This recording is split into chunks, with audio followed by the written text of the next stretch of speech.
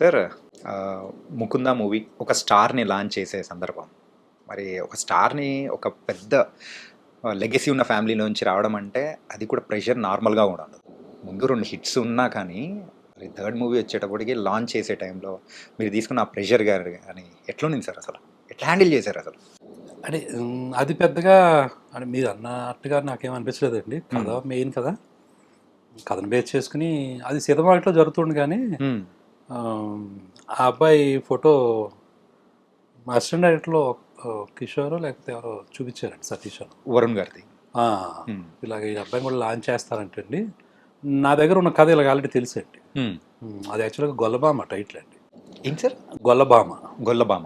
Okay. అయితే అది ఏదో అలాంటి టైటిల్ పెట్టకూడదని అక్కడ ఏదో ఇష్యూ ఓకే. నడుస్తుందని చెప్పారండి. మ్మ్. సో దానివల్ల ముకుందాన్ని మార్చాల్సి వచ్చింది. ఓకే. సో ఆ టైటిల్ తోటి ఉన్న కథ మీ దగ్గర ఉంది కదండి, అందులో కుర్రోడు కొత్తోడే కావాలంటున్నారు కదా, ఈ అబ్బాయి బాగుంటాడని మా వాళ్ళు చూపించారు. మ్మ్. అప్పుడు కొంచెం బొద్దుగా ఉన్నాడు ఆ అబ్బాయి, వరుణ్ తేజ్. ఓకే. ఆ నెక్స్ట్ డే నేను వాళ్ళ ఇంటికి వెళ్ళి ఆడికి వచ్చేసాను. మ్మ్. అప్పుడు ఇంకా సీతమాటలో షూటింగ్ కూడా అవ్వలేదు. ఓకే. కంటిన్యూ అవుతూ ఉండింది ఆ మధ్యలోనే ఇది. నేను డైరెక్ట్గా నాగబాబు గారికి చేసి వాళ్ళ ఇంటికి వెళ్ళి ఇలాగ నెక్స్ట్ సినిమా ఈ అబ్బాయితో అనుకుంటున్నానండి, మీకు ఒక ఇంట్రొడ్యూస్ చేసి ఉద్దేశం ఉంటే నేను చేస్తానండి అని చెప్పి అడిగాను. ఓకే. కానీ దానికి మ్యూజికల్ వైజ్ కానీ అండ్ దాని స్టోరీ వైజ్ కానీ ఒక డిఫరెంట్ అప్లాజ్ అనేది కూడా చాలా వరకు వచ్చింది సార్. అదే సక్సెస్ఫుల్ అయింది. ఈ సక్సెస్ అన్ని చూస్తున్న సందర్భంలో ఆ, ఒక డౌన్ఫాల్ అంటే ఇండస్ట్రీలో డౌన్ఫాల్ అనేటప్పటికి ఒక మూవీ ఒక ఫ్లాప్ అనేది కూడా. మరి బ్రహ్మోత్సవం మూవీ టైంలో అంత ఫ్యామిలీని అందరినీ తీసుకున్నారు, ఒక డిఫరెంట్ స్టోరీ టైప్లో తీసుకున్నారు, కానీ ఎక్కడ మిస్ అయింది అనుకున్నారు సార్? ఖచ్చితంగా స్క్రిప్టేనండి.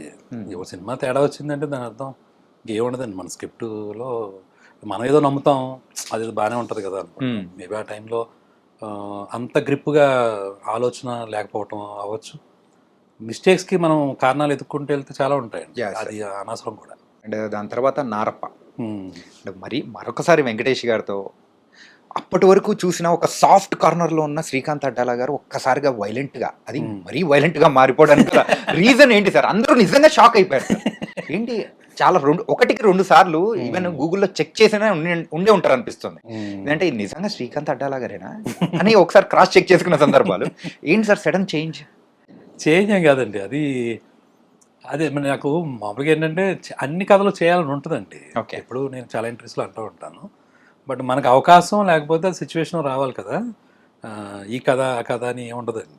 సో జానర్ని మనం అది కన్వెన్షన్స్ని మనం అడాప్ట్ చేసుకోవటం, దానికి తగ్గట్టుగా మనం ప్రిపేర్ అవ్వటం, మన టెక్నీషియన్స్ తోటి చేయించుకోవటం. ఓకే. ఇది మెయిన్ బేసిక్గా. కాదు నువ్వు ఇలాంటి సినిమాలే తీస్తే ఇలాంటి సినిమాలని ఆదరిస్తారు, లేకపోతే ఇలాంటి నీకు ఇష్టపడతారు అంటే అది మనం బ్రేక్ చేసేగలిగితే బ్రేక్ చేయొచ్చు అండి. ఓకే. మన ఇట్ ఈస్ అప్ టు అస్.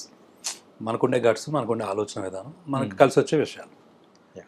కాబట్టి అప్పుడు అసురన్ మూవీ చూసినప్పుడు అది కూడా మళ్ళీ సేమ్. తర్వాత కూచిపూడి వారి వీధి అని ఒక సబ్జెక్ట్ ఉందండి నా దగ్గర. ఓకే. కూచిపూడి వారి వీధిలో అని, అది మళ్ళీ ఫ్యామిలీ మూవీ. టోటల్గా కజిన్స్ గురించిన ఒక సబ్జెక్ట్ అది. యాక్చువల్గా దాన్ని ఏం చేసుకుంటూ ఉన్నాను వర్క్ ఇమీడియట్గా. తర్వాత సెట్ బ్యాక్ వచ్చింది. మళ్ళీ అన్నయ్య అని ఇంకొక కథ ఉందండి, అది కూడా చాలా పెద్ద కథ. అది గీతార్ట్స్లో చెప్పి, అంటే అదే కొంచెం పెద్ద సెటప్ కదా, ఇలాగ ఇంకో కథ చేసేసి అది చేద్దామని చాలా డిస్కషన్స్ ఉంటాయండి. సరే అని చెప్పి ఏది ముందు ఏది తర్వాత అని అనుకుంటూ ఉంటాం.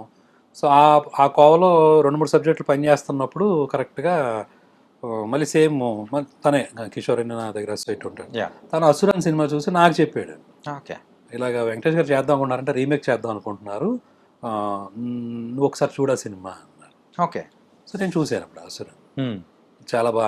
చాలా బాగుందండి, అసలు మామూలు కాదు కదా అమ్మ.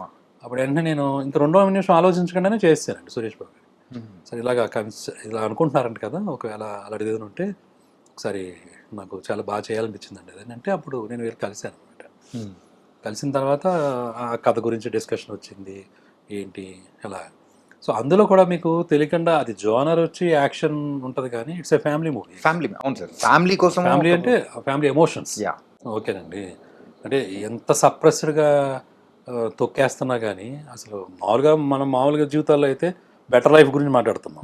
ముందు మన సీతమాటలో కూడా బెటర్గా మారారు, ట్రాన్స్ఫర్మేషన్ అని చెప్తున్నాం. ఆ అవకాశం కూడా లేదు పాపం వాళ్ళకి.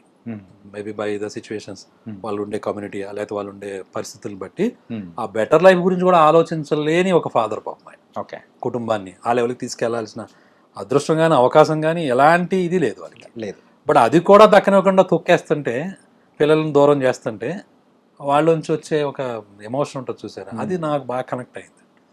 ఇది డీల్ చేస్తే చాలా బాగుంటుంది అనిపించింది. అంతే అలా. సో మెయిన్ ఎమోషన్గానే కనెక్ట్ అవటమేనండి. మీరు దానికి కనెక్ట్ అయిపోయి అది చేశారు. అది అది చాలా పెద్ద ఎమోషన్ కదండి. యా. సో ఏది చూసినా మీరు కావలిస్తే ఆ లైఫ్ని ఇక్కడి నుంచి ఇంకో చోటకి మార్చుకోవాలి, లేకపోతే ఈ స్థాయి నుంచి ఇంకొక బెటర్ స్థాయికి వెళ్ళాలి అని ప్రతి ఒక్కళ్ళ ప్రయత్నం దగ్గర ఉండే స్ట్రగుల్ ఉంటుంది చూసారా, Yeah. అది ఎప్పుడు ఏ జోనర్లో ఉన్నా అది చాలా గొప్ప కథ అవుతుంది.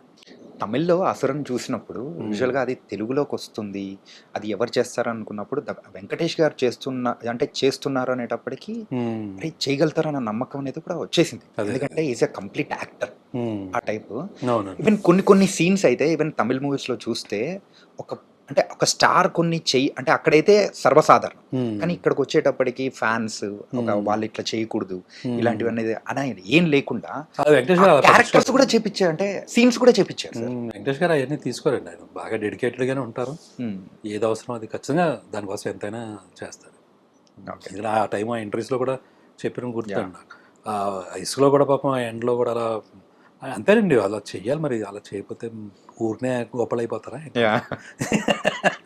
కానీ మీరు ఇప్పుడు అంటే మీరు చేసిన వాళ్ళ డెడికేషన్స్ అవి ఉంటాయి కాబట్టేనండి. సో బికాస్ వాళ్ళు ప్రేమిస్తారు, దీన్ని ఎలాగైనా కసిగా చేయాలి, బాగా చేయాలి అని. మీరు 6 మూవీస్ చేస్తే ఈ 6 మూవీస్లో రిపీట్ అయిన హీరో ఎవరైనా ఉన్నారంటే అది వెంకటేష్ గారు మాత్రమే. అవునండి, అవును. సో మీకు అంత ఇష్టమా సార్ వెంకటేష్ గారు అంటే? ఇష్టం అంటే ఏదో అలా కలిసిందండి. కలిసింది అంటే చేసినప్పుడు ఆ ఎంజాయ్మెంట్ బాగుంటుందండి. చాలా ఆత్మీయంగా ఉంటుందండి ఆయనతోటి. ఓకే. ఆయనతోటి మహేష్ బాబు గారితో ఇంకొక టైప్ ఎక్స్పీరియన్స్, యా. ఈయనతోటి ఒకలాగా. అన్నీ కూడా చాలా హెల్తీగా ఉంటాయి, బాగుంటాయి. ఎవరి పని ఎవరు గొడవ లేకుండా మన పని ఏదో మనం బాగా చేసుకోవటం, నవ్వుకోవడం. చేసినంతసేపు మట్టుకు ఓ విషయం తెలుస్తూ ఉంటుంది. ఆ వర్క్ ప్రాసెస్ని బాగా ఎంజాయ్ చేయొచ్చు. కానీ మీరు చిన్నోడు పెద్దోడిని మాత్రం వదలలేదు. ఇద్దరితో కలిసి 2 మూవీస్ చేశారు. ఓకే. అవును సార్, వీళ్ళందరూ ఓకే అయితే మీరు చేసిన మూవీస్లో ఎక్కువ మూవీస్ 5 మూవీస్కి మిక్కీ జే మేయర్ గారే, ఏంటి ఇది కారణం? దీనికి మణిశర్మ గారండి. అవును సార్. నారప్పకి మణిశర్మ, పెద్ద కాపుకి కూడా మిక్కీ జే గారు. పెద్దగా మిక్కీ జే మేయర్. ఓకే, 5 మూవీస్ అండి. 5 మూవీస్ సార్. నేను అంటే ఆయనతో ఫస్ట్ సినిమా నుంచి ఒక ర్యాపో కుదిరిందండి.